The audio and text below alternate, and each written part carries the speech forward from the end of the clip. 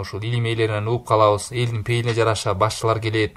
Силер кандай болсоңор, башчы силерге ошондой болот. Алла таалам даярдайт башчыларды. Анан ошол эле учурда, кээ бир учурда имамдар, алымдардын сөздөрү бар. Башчыга дуа кыл, жакшы башчы оңолсо эл оңолот дейт. А бул жакта эл оңолсо башчы оңолот дейт. Ушул эки сөздү кантип бириктирип туура түшүнө алабыз? Ал эки сөздүн тең кынтыгы жок, эки сөздүн бири-бирине каршы эмес. Мына бул сөз жакшы сөз, ошо адамдардын өзүнүн пейилине жараша кылган амалдарына жараша Алла таала ошондой баягы башчы берет деп. Албетте бул эми такай ушундай боло турганы шарт эмес. Аллах субхана таала берип коюшу толук ыктымал. Кээде жакшысын деле берип коет. Анан эми ошол адам баласына ошондой бир башчы келип калган болсо, өзлөрүнүн пейилине жараша, жана жогоруда айткандай адам баласы бирин өзүн оңдош керек.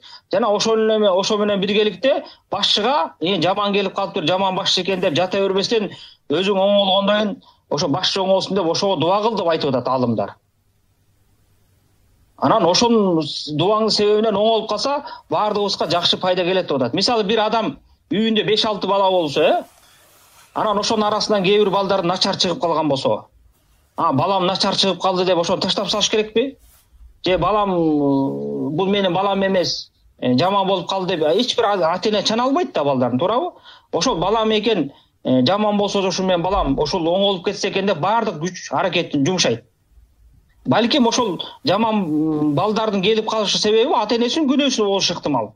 Же болбосо Алла тааладан сыноо болушу ыктымал. Бирок ошого ата-эне баш ийип, ошо күнөө себептен болобу, сыноо себептен болобу, өзүн оңдогонго аракет кылып, ошол эле убакта баласын оңдогонго аракет кылып жанталашат. Биз да ошондой болушубуз керек.